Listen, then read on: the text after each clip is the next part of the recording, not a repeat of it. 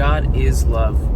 I struggled with this for a long time. See, I was kind of turned off by all the groups of people that were talking about the love of God, love of God, love of God, and they used it as an excuse to just sin and live exactly the way that they wanted to, and use His grace as licentiousness, as Paul puts it. Right? So I struggled with this for a long time. Matter of fact, when people would say, God is love, something would rise up in me, and I felt like I had to say, yes, He's love, but He's also just. He's also righteous. He's holy.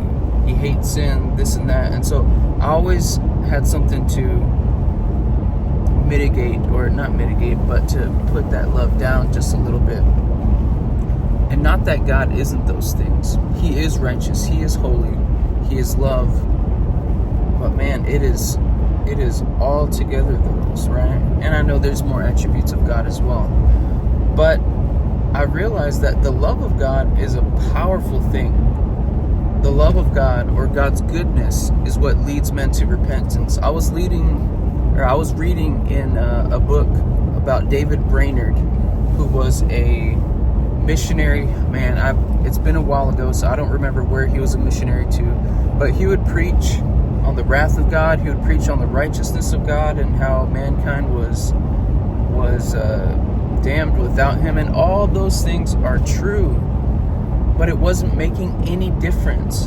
And then one day, for some reason, he preached on the love of God, the goodness of God, and His forgiveness, and it broke people down, and he was kind of flabbergasted, like, why is this causing people to change? And he spoke with someone, and they said something to the effect of, man, we already knew we were bad. We knew that we deserved hell for the stuff that we were doing. We already knew all those things. Like, it didn't change anything. We already knew. But when they heard about the love of God, man, that broke them down. And I remember one time, I've struggled with knowing the love of God in my life. And I remember driving home from the gym one morning. I was listening to a song, and I talk about this in one of the songs that me and my cousin Jeffrey did, called Spread Your Love. I'll post a link to it. But anyway, I was driving home one morning, and I was listening to a song that was talking about the love of God. And in that song, it talks about the Son of Man standing at the right hand of the Father with a warm embrace gives welcome, and the angels are rejoicing, and the Father with the voice like rushing wind says, all heaven has been waiting, enter in. And I had been praying that God would reveal Himself to me, reveal His love to me.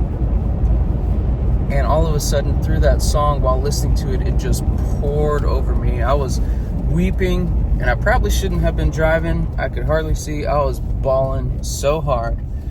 But it was as if I was getting a taste of the love of God, and it was just pouring over me. And this love was so strong and so powerful. And I remember telling God, if this is how you feel about me, if this is how you love me, then there is nothing else that I could do but to live for you and to follow you and to worship you. It wasn't when I received word of how condemned I was because of my sin. I knew that. I knew I was bad. But man, when that love was shown to me, when I got a taste of how good God is and how powerful His love is, that made me want to change. It made me want to live my life purely for Him and to love Him and to try to have other people get a taste of that same love that I had experienced. So God is love, and love is a powerful thing. It is not a weak thing. It leads men to repentance. It leads men to holiness. It leads men to righteous living, because He loved us. Now we love Him, right? We love because He loved us first. And so God is love. All these other things are true. We need to preach righteousness. We need to preach holiness. We need to preach all those things. But if we leave out the love of God, we are leaving out something powerful and something very important. God is love. God's love changes people. It changes lives. Y'all have a blessed day.